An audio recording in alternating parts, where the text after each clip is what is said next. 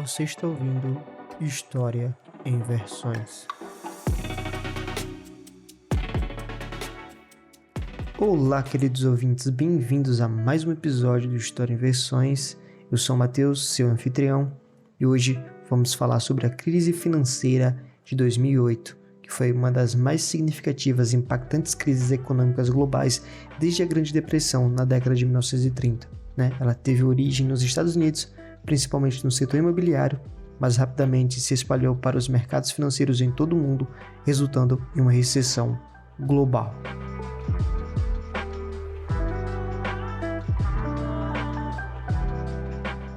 Ao contrário do que muitos imaginam, a instabilidade financeira não teve início em 2008, mas sim em agosto de 2007, quando correntistas precipitaram-se em direção ao banco britânico Northern Rock para efetuar saques em massa, resultando na falência da instituição. Este episódio marcou a primeira corrida bancária em larga escala desde 1930. Apesar disso, a narrativa predominante, o ano de 2018, é considerado o 10º ano da crise, pois foi em 2008 que a turbulência se manifestou de forma significativa. Diversos analistas, comentaristas e, sobretudo, acadêmicos já se dedicaram a emitir suas opiniões sobre a crise financeira nos Estados Unidos. Contudo, em todas essas reflexões, falta um componente essencial para qualquer análise econômica séria e sensata: a imparcialidade. Por outro lado, um elemento onipresente em todos os comentários é aquele que ninguém abre mão nos dias de hoje: a propaganda ideológica. A abordagem mais eficaz para compreender de maneira precisa e acessível todas as nuances da crise financeira americana é conduzir uma narrativa cronológica e desprovida de viés ideológico dos eventos. Ao ouvinte, cabe, ao final, tirar suas próprias conclusões sobre qual argumento é mais sólido, se aquele que aponta a ausência de regulamentação como causa principal ou se o que destaca o excesso de intervenção estatal como verdadeiro catalisador dos eventos. E vale ressaltar aqui que eu vou estar me utilizando de alguns gráficos para poder me basear e eu vou descrever como é esses gráficos, tá bom? Mas se você tiver interesse de vê-los, eu vou estar deixando o link da referência desse podcast na descrição aqui, tá? O link da referência bibliográfica para você poder ter acesso a ele e caso queira acompanhar o gráfico enquanto eu vou narrando aqui os fatos, você poder ir acompanhando ou ver posteriormente, tá certo? A crise financeira americana, resultante do estouro de uma significativa bolha imobiliária, destacou-se por suas características grandiosas e espetaculares devido à inédita combinação de elementos na história de qualquer economia global. Nem mesmo a colossal crise financeira japonesa do início da década de 90, também originada pelo estouro de uma bolha imobiliária, apresentou uma conjunção tão harmoniosa de fatores capaz de gerar dados semelhantes. Iniciaremos nossa análise com um gráfico que ilustra o histórico da evolução dos preços dos imóveis nos Estados Unidos, mas especificamente a medida dos preços de venda de imóveis novos. O gráfico revela diversos detalhes intrigantes. Até o início da década de 70, quando os Estados Unidos ainda operavam sob alguns vestígios do padrão ouro, os preços dos imóveis permaneceram praticamente inalterados. Durante a década de 70, os preços praticamente duplicaram, mas esse aumento foi um resultado da elevada inflação monetária que caracterizou aquela queda, conhecida como a década perdida dos Estados Unidos, e não especificamente de uma bolha imobiliária. Na década de 80, observou-se uma espécie de mini bolha que estourou no início da década de 90. Aqueles interessados em economia podem pesquisar sobre a retratação do mercado imobiliário americano nesse período. A partir de 1993, com o início do governo Clinton, os preços retomaram um aumento contínuo. Esse crescimento acelerou significativamente a partir de 2001, culminando em um colapso em 2008. Assim, com base nesse gráfico, dois eventos merecem análise: o que impulsionou a ascensão dos preços a partir de 1993 e o que causou a súbita aceleração a partir de 2003. Foi na década de 90 que duas políticas governamentais direcionadas exclusivamente para o setor imobiliário, com o objetivo específico de aumentar o número de proprietários de imóveis, foram ampliadas. O uso do termo ampliadas porque essas políticas já haviam sido aplicadas e estavam em vigor desde a década de 70, mas foi somente na década de 90 que alcançaram pleno vigor. E quais foram essas políticas?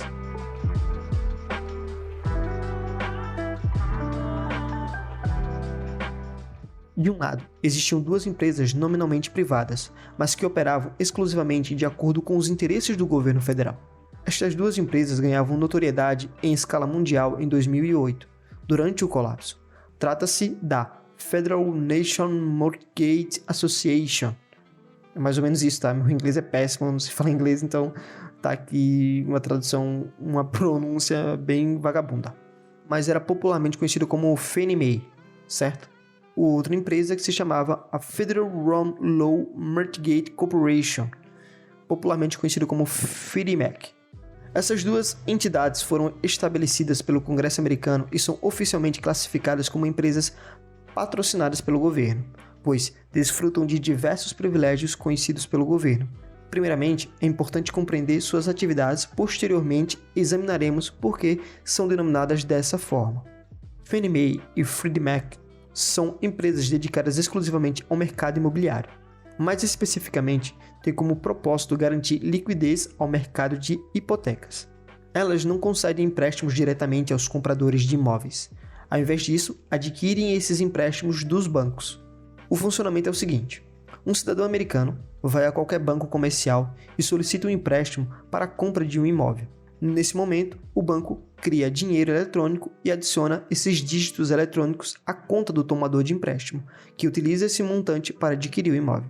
Em termos contábeis, sempre que um banco concede um empréstimo, ele está criando um ativo e um passivo. O ativo corresponde ao valor do empréstimo e o passivo é o dinheiro fornecido ao tomador de empréstimo. É crucial compreender que, ao conceder o empréstimo, o banco aumenta o valor de seu ativo.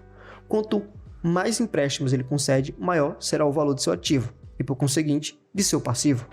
Por conta de regulamentações bancárias, tanto o Banco Central americano quanto o Banco da Basileia, existe um limite para o crescimento desses ativos. Em termos técnicos, os ativos devem manter uma proporção máxima em relação ao patrimônio líquido do banco. Portanto, um banco não pode indiscriminadamente conceder empréstimos, pois atingiria rapidamente esse limite determinado. É exatamente nesse ponto que o Fannie e o Freddie desempenham um papel crucial. A função dessas empresas era adquirir dos bancos comerciais exatamente esses empréstimos, os títulos hipotecários que eles concediam aos compradores de imóveis. Em outras palavras, quando o banco comercial concedia um empréstimo imobiliário, ele registrava o valor total do empréstimo como ativo. No entanto, ao vender esse ativo, o título hipotecário, para terceiros, esse ativo era retirado de seus registros contábeis.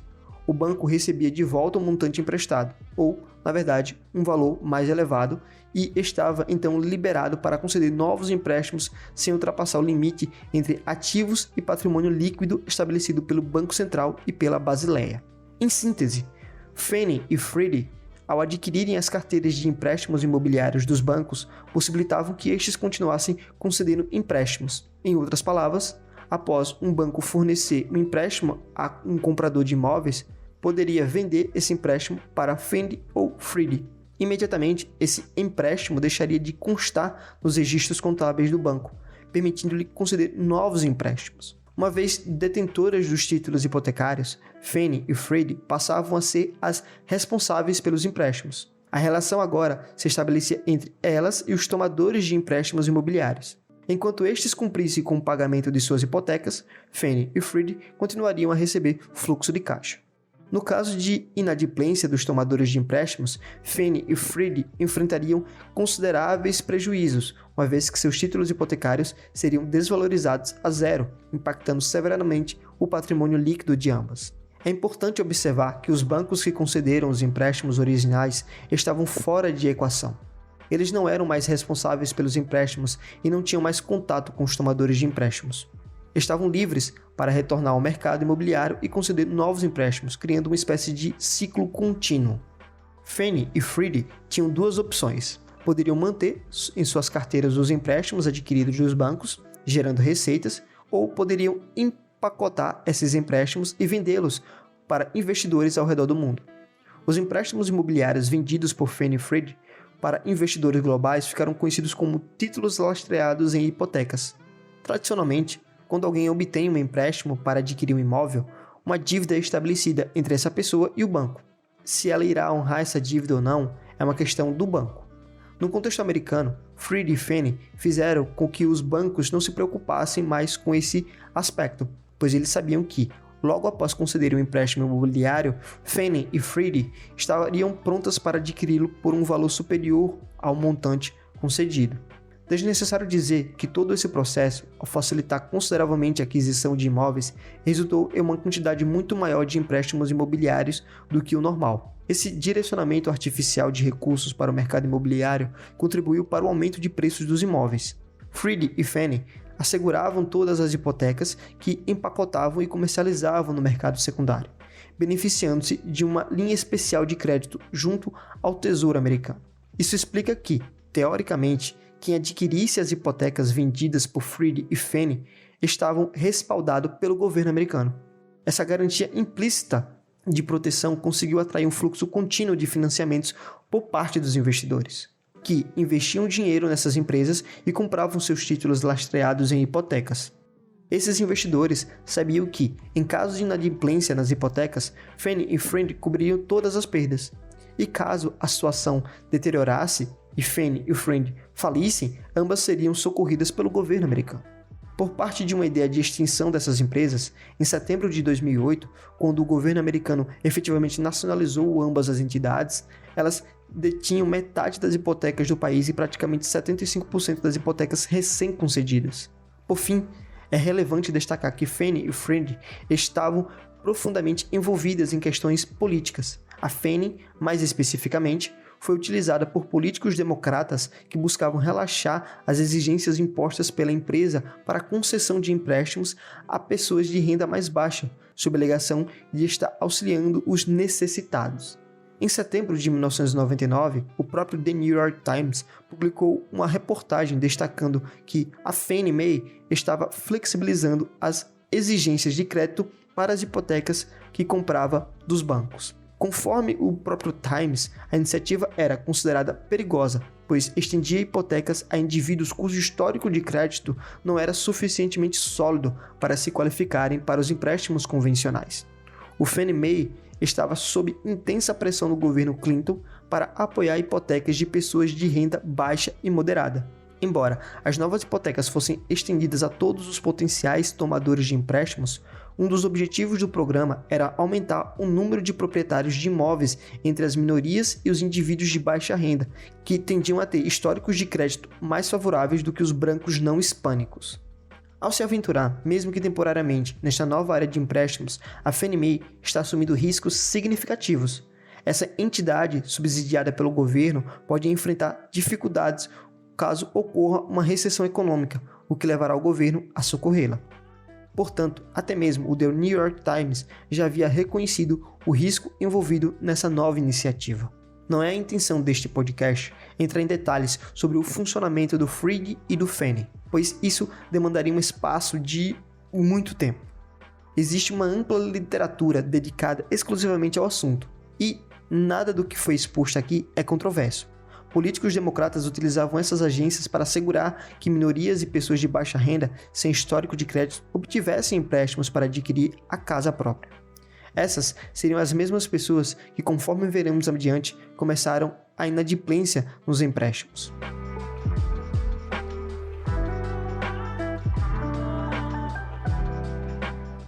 Mas apenas Fannie e Freddie não seriam capazes de estimular todo o mercado imobiliário, e muito menos o mercado subprime. Subprime se refere aos tomadores de empréstimo com histórico de crédito ruim, e é aí que entra em cena a segunda política governamental, ação afirmativa para empréstimos. Fannie e Freddie não eram as únicas entidades utilizadas para reduzir os padrões de empréstimos.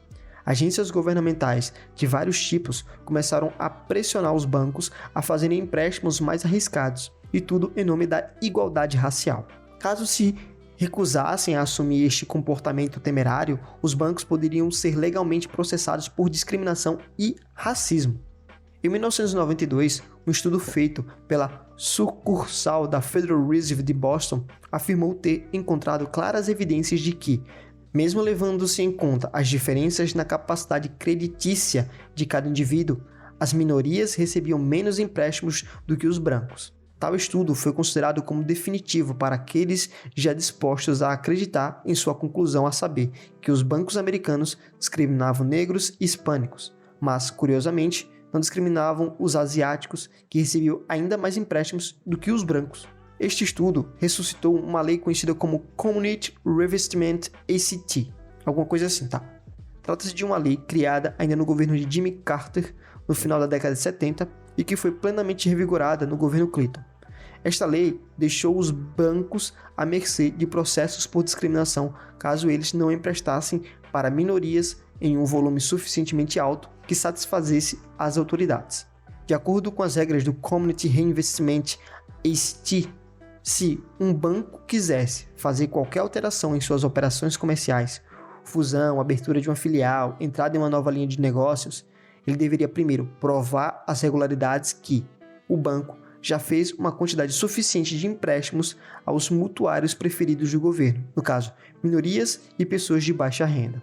E, a partir de 1995, o governo americano passou a pressionar os bancos para que fizessem empréstimos sem que pudessem verificar critérios minimamente prudentes, como o histórico de crédito do tomador de empréstimo, seu histórico de poupança e a magnitude do pagamento da hipoteca em relação à sua renda. Os bancos não podiam nem sequer verificar a renda do mutuário. Adicionalmente, o Banco Central Americano, o FED, havia dito aos bancos que a simples participação deste mutuário em programas de aconselhamento de crédito, muitos dos quais são financiados com os fundos federais, poderia ser usada como prova da capacidade desse mutuário de baixa renda de honrar os seus pagamentos hipotecários. Em outras palavras, os reguladores bancários federais exigiram que os bancos fizessem empréstimos ruins baseando-se em padrões de créditos inexistentes. Vale novamente enfatizar que nada do que foi dito até aqui é matéria de controvérsia ou de dúvidas. Toda a literatura a respeito da CRA e das políticas de ação afirmativa impostas por este decreto são de conhecimento público. Até este ponto, abordamos apenas duas iniciativas governamentais voltadas para estimular a aquisição de imóveis: as agências hipotecárias Fannie Mae e Freddie Mac e o decreto CRA. Essas duas políticas governamentais contribuem para explicar a existência da bolha imobiliária, mas isoladamente não justificam completamente a magnitude da mesma. Além disso, como evidenciado no gráfico 1, apresentado no começo do podcast, foi somente a partir da década de 2000 que os preços dos imóveis realmente dispararam. Mas por quê? Em primeiro lugar, é crucial compreender a questão dos incentivos. A partir do momento em que os critérios exigidos para a concessão de empréstimos imobiliários foram artificialmente relaxados para a imposição do governo americano, e quando o próprio governo adotou políticas que estimulavam a aquisição de imóveis, foi apenas uma questão de tempo para que o setor imobiliário se tornasse um território propício à especulação. O aumento na demanda por imóveis, impulsionado pelo acesso artificialmente facilitado aos financiamentos, gerou um inevitável e contínuo aumento nos preços dos imóveis. Este aumento constante, por sua vez, produziu um inesperado efeito de atrair especuladores para o mercado imobiliário. Tornou-se extremamente comum o indivíduo adquirir um empréstimo, comprar uma casa, realizar alguns aprimoramentos nesta casa e, apenas um ano depois, revendê-la a um preço muito maior, entregando a hipoteca para o novo comprador, que 6 meses depois faria a mesma coisa que seu antecessor. Ou seja, comprar um imóvel havia se tornado um investimento altamente rentável e de ganho certo. Aqueles que não compravam com a intenção de revender passaram a utilizar suas casas como um caixa eletrônico. Sempre que o imóvel se valorizava, o indivíduo ia no banco e, utilizando o novo valor de sua casa como colateral, negociava um novo empréstimo para gastar em bens de consumo, como carros e televisores de plasma. Um arranjo como este perdura enquanto os preços dos imóveis estiverem em ascensão. Se os preços começarem a cair, duas coisas ocorrerão.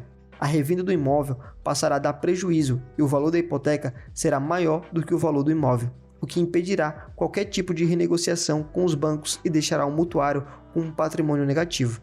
Em suma, todo o esquema especulativo virá abaixo.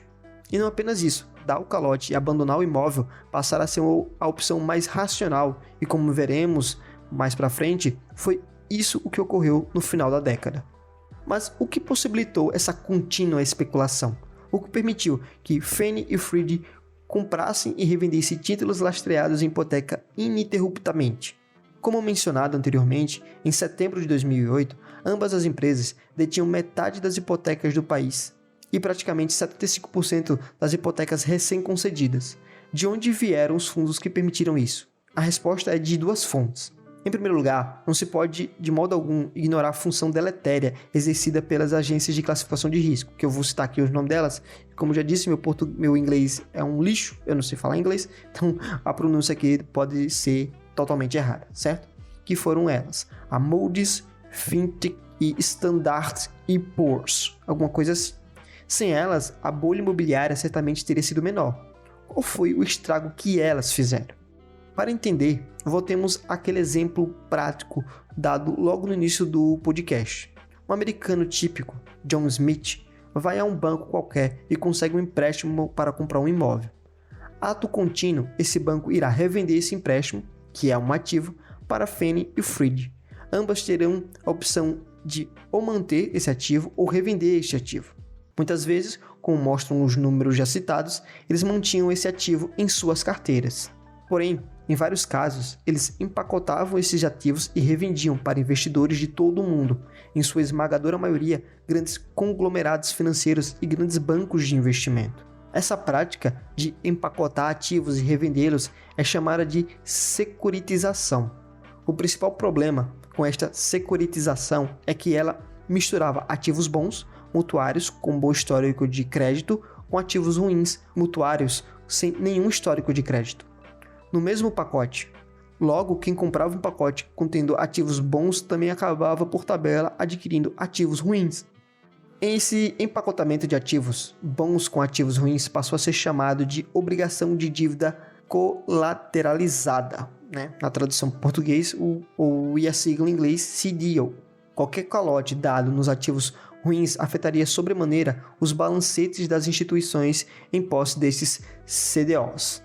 Portanto, a pergunta inevitável é: como estes grandes bancos foram seduzidos a comprar estes ativos contaminados? A resposta é: porque agências de classificação de risco, como a Moody's e as outras já citadas, deram classificação máxima AAA para esses ativos. O que nos leva à próxima pergunta: por que estas agências cometeram erros tão crassos? As respostas elas podem variar bastante. Há quem diga que, como durante todo o período os preços dos imóveis só faziam subir e os títulos lastreados em hipotecas estavam gerando grandes retornos, com pouquíssimos calotes, as agências optaram pela decisão superficial de classificá-los de maneira extremamente favorável. Há também quem diga que todos os departamentos do governo federal americano que possuíam ligações com o setor imobiliário e que estavam incentivando políticas de compra de imóveis fizeram pressão neste sentido. Neste caso, as agências de classificação de risco simplesmente não quiseram se opor às iniciativas politicamente populares. O que realmente se sabe é que essas três agências de classificação de risco são um cartel estritamente regulamentado pelo SEC, a CVM americana. É a SEC quem permite a existência dessas três agências e é ela quem regulamenta e decide quem pode e quem não pode entrar neste mercado. Na prática, isso significa que não pode surgir concorrência externa, pois o governo não deixa. Quem vai ter cacife para bancar uma agência de classificação de risco que seja genuinamente independente neste cenário altamente regulamentado? Há um longo e extenuante processo burocrático regulatório, de modo que é impossível surgir uma agência para confrontar as classificações destas três grandes. Portanto, é perfeitamente plausível imaginar que estas três agências não iriam querer criar turbulência política e se indispor com o governo americano, rebaixando a classificação dos títulos hipotecários. Isso poderia colocar em risco seu privilegiado cartel, totalmente protegido pelo governo americano e, consequentemente, afetar seus portentosos lucros. O fato é que estas agências merecem toda a culpa que lhes foi atribuída. Elas estavam apenas fazendo o que o governo lhes mandava.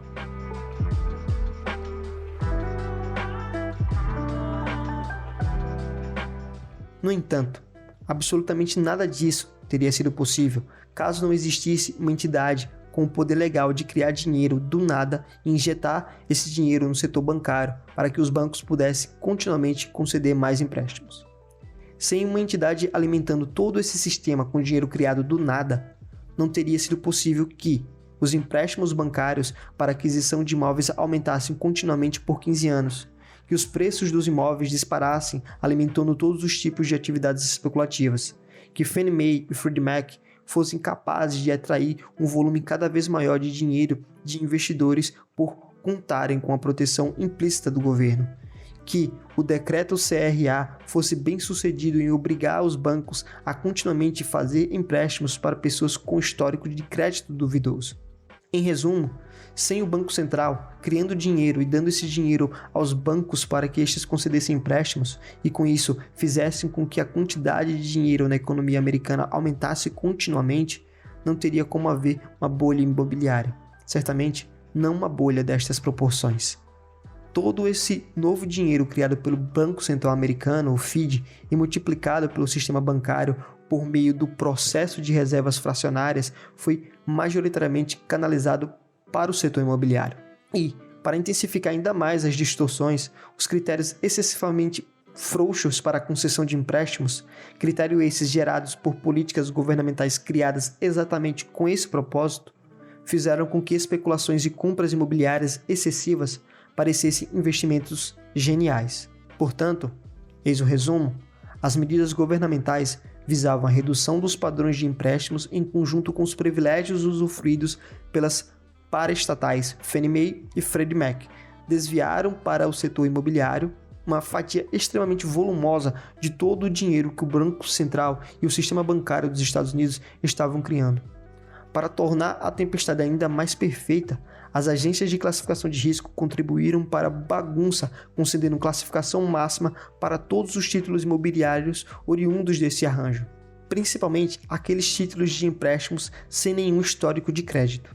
Isso fez com que os grandes bancos americanos e também os grandes bancos estrangeiros comprassem títulos hipotecários em quantias volumosas, permitindo que Fannie e Freddie continuassem dando liquidez ao mercado imobiliário, perpetuando a bolha. Mas foi o FED, em última instância, que tornou possível todo o boom artificial do setor imobiliário. E foi todo o dinheiro por ele criado que forneceu a principal estímulo à subida estrondosa dos preços dos imóveis vista a década de 2000. Tendo em mente todo esse arranjo e sabendo como tudo funcionava, podemos agora ver como tudo ocorreu. Todo o processo começou a ser desencadeado no final do ano 2000, quando ocorreu o estouro da bolha das empresas de tecnologia. Preocupado com uma iminente recessão, o FED aumentou suas injeções de dinheiro no sistema bancário para gerar uma redução nos juros. Estas injeções de dinheiro foram intensificadas logo após os ataques terroristas de 11 de setembro de 2001. Durante este período, a taxa básica de juros da economia americana caiu de 6,5% para 1%, e assim permaneceu até meados de 2004. O gráfico que eu vou descrever agora ilustra bem esse período. Se você tiver com um link aberto aí do site de referência, do artigo de referência de podcast, você vai perceber que a linha azul, eixo da esquerda, mostra a evolução da taxa básica de juros da economia americana. A linha vermelha, eixo da direita, mostra a evolução da base monetária, que é uma variável sob total controle do Banco Central e representa todo o dinheiro criado pelo Banco Central. Observe, então, a aceleração ocorrida a partir de 2001. Este aumento na base monetária deixou os bancos repletos de dinheiro para ser emprestado, e emprestar foi exatamente o que eles fizeram, principalmente direcionando esses empréstimos para o setor imobiliário. O outro gráfico ilustra os empréstimos totais feitos pelo setor bancário, a linha azul, e, de maneira específica, os empréstimos destinados à aquisição de imóveis, a linha vermelha. Observe a evolução desde 1980, destacando uma notável aceleração ocorrida na década de 2000. Vale observar que, de 2000 a 2008, o crédito total aumentou incríveis 100%, passando de 3,5 trilhões de dólares para 7 trilhões de dólares. Isso significa que o sistema bancário, estimulado pelo FED, injetou 3,5 trilhões de dólares na economia americana em apenas 8 anos. Para a aquisição de imóveis, foram destinados módicos de 2 trilhões de dólares.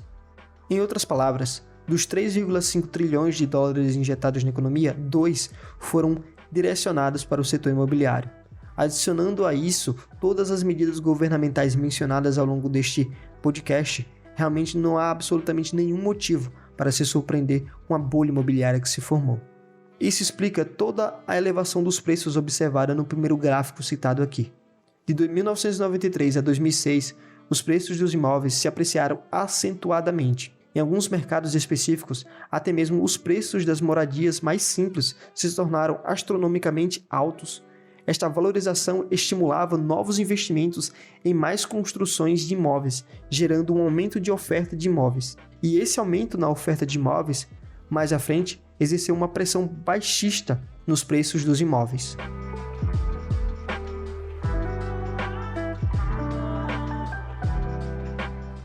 A partir de 2004, com a economia americana já recuperada da recessão de 2001, o Fed iniciou a redução do ritmo de injeções de dinheiro no sistema bancário. Consequentemente, os juros começaram a subir.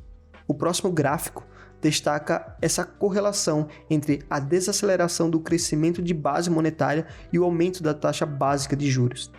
Este aumento da taxa básica de juros de 1% para 5,25% impactou as taxas de juros dos empréstimos imobiliários. Os juros das hipotecas com taxas ajustáveis, na linha vermelha, saíram de uma mínima de 3,5% no início de 2004 e subiram para quase 6%, um aumento de 71% em meados de 2006.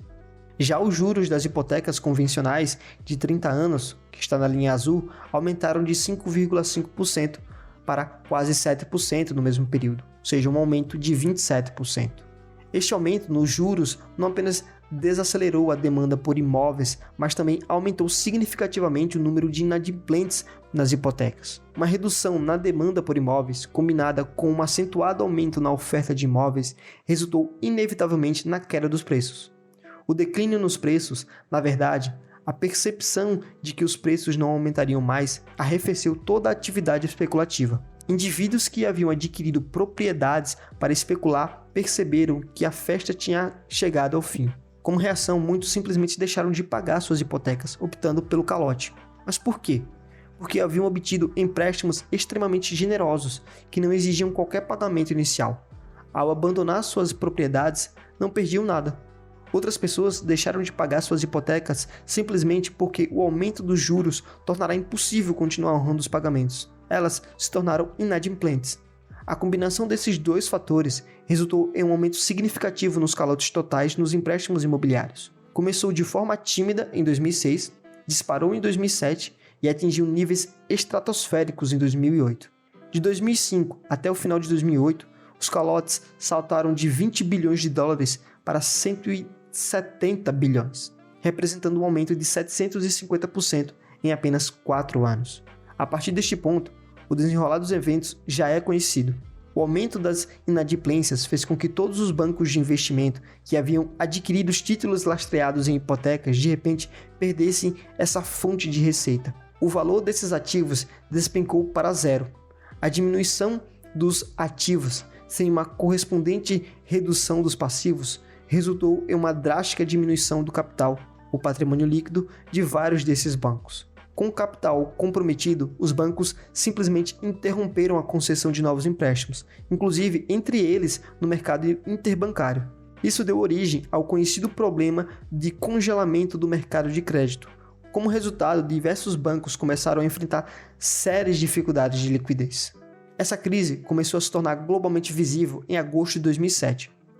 Em 9 de agosto daquele ano, o banco francês BNP Paribas anunciou a suspensão de saques em 2 de seus fundos, que haviam investido consideravelmente em títulos lastreados em hipotecas americanas. Isso teve impacto no banco britânico Northern Rock, que dependia exatamente desses fundos de investimento para obter liquidez.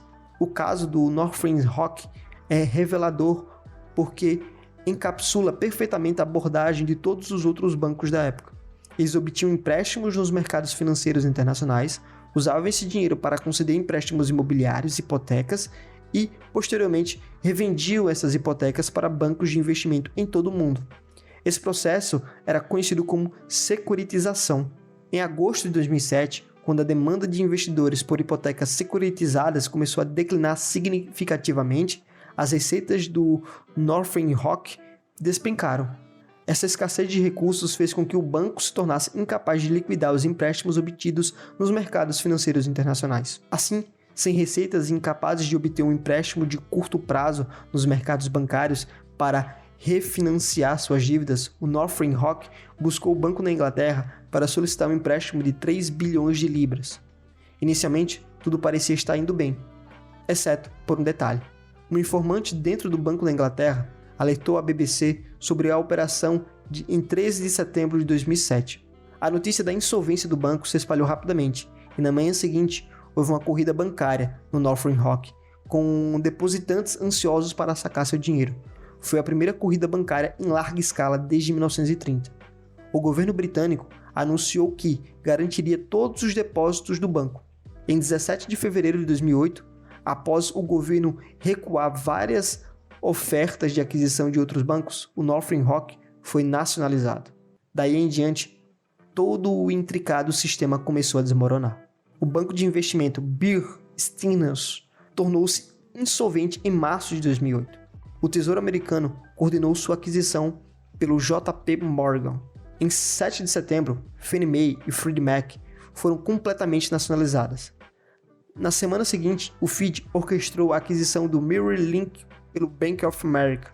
Em 15 de setembro, o Lehman Brothers anunciou sua falência sem nenhum socorro. No dia seguinte, a gigante seguradora AIG, com alcance global, também declarou falta de recursos. O caso da AIG é notável. Sua insolvência não decorreu de investimentos em títulos lastreados em hipotecas, mas sim da emissão de seguros contra o calote de hipotecas, os chamados Credit Default Swaps. Sempre que uma instituição era caloteada por algum devedor, ela recorria ao AIG, que havia emitido apólices contra esses calotes hipotecários. Com a súbita escalada dos calotes, o AIG repentinamente ficou no vermelho. E por que a AIG emitiu tantas apólices de seguro contra calotes de hipotecas? Porque ela havia sido informada pelo governo de que os preços dos imóveis jamais cairiam, e também pelas 3 agências de classificação de risco que os títulos lastreados em hipotecas eram AAA, ou seja, extremamente confiáveis e seguros. Assim, em troca dessa segurança prometida, a AIG emitiu várias apólices e arrecadou uma boa quantia em prêmios, até que tudo se inverteu e todos os bancos foram correndo buscar suas indenizações. No total, até o final de 2008, o FID emprestou 125 bilhões de dólares para a AIG em troca de 80% da empresa. Segundo o The New York Times, esta foi a mais radical intervenção no setor privado em toda a história do Banco Central. Após todas essas intervenções, o FID adotou uma postura totalmente inédita em toda a sua história. Ele simplesmente começou a adquirir todos os títulos hipotecários em posse dos bancos. Em outras palavras, ele passou a imprimir dinheiro e a entregá-lo aos bancos em troca de títulos hipotecários que estavam em posse dessas instituições. Essa ação limpou os balanços dos bancos e resultou em um aumento significativo da base monetária. No entanto, infelizmente, todo esse aumento de base monetária não se converteu em uma expansão de crédito. Em outras palavras, os bancos não injetaram todo esse dinheiro na economia. A oferta monetária continuou a crescer no mesmo ritmo que antes da crise. Quase toda a totalidade do aumento da base monetária transformou-se em reservas em excesso.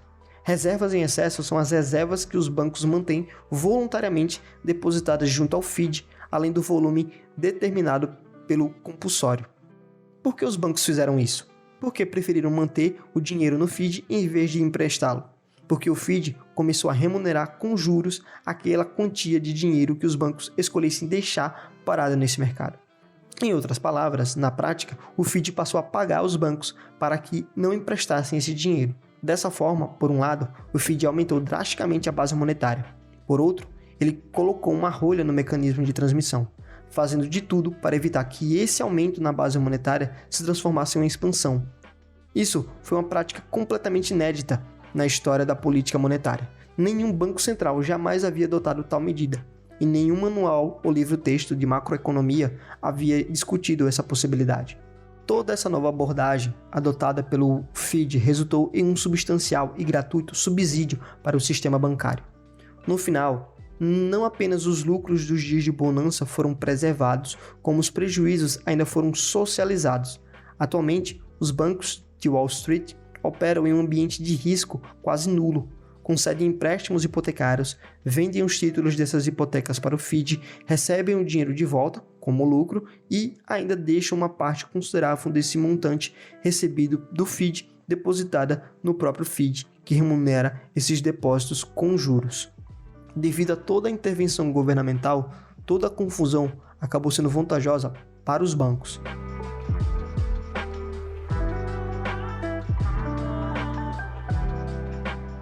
Esse podcast não tem como objetivo fazer digressões sobre como o governo americano e o seu Banco Central deveriam ter atuado durante a crise.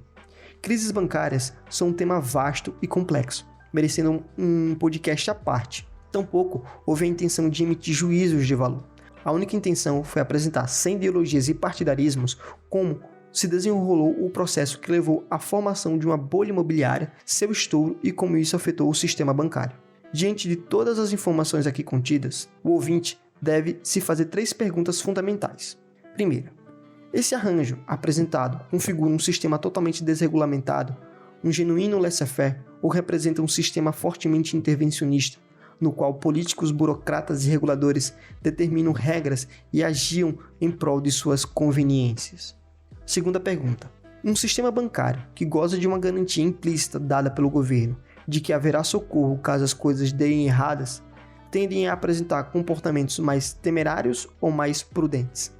E terceira e última pergunta, se um banco central, criando dinheiro e permitindo aos bancos manterem suas expansões creditícias de modo crescente, será que tudo isso teria sido possível?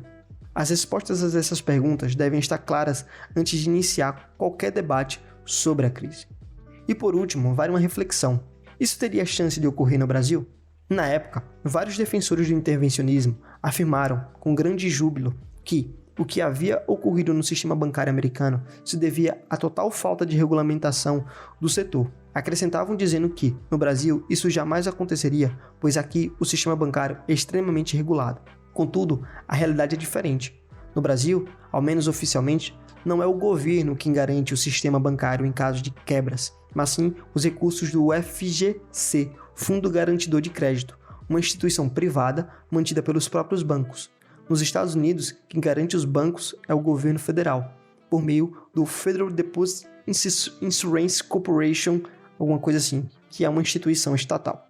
Em resumo, no Brasil, os bancos sabem que, se forem imprudentes, é o próprio dinheiro deles que terá de ser usado para socorrê-los. Já nos Estados Unidos, os bancos sabem que, caso algo dê errado, o governo federal está pronto para socorrê-los, pois essa é exatamente sua autodeclarada função. Qual desses arranjos pode ser considerado mais intervencionista? E aí vai da opinião de cada um.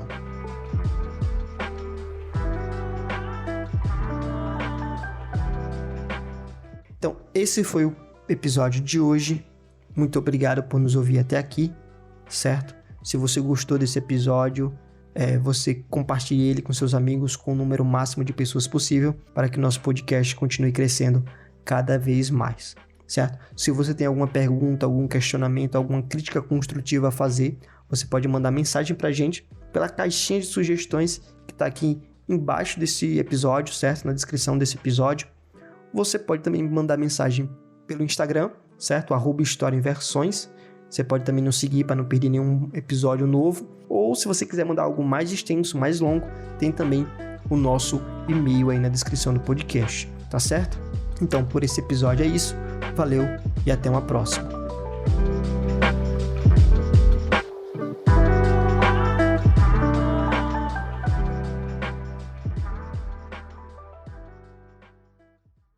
Você acabou de ouvir um episódio do História em Versões.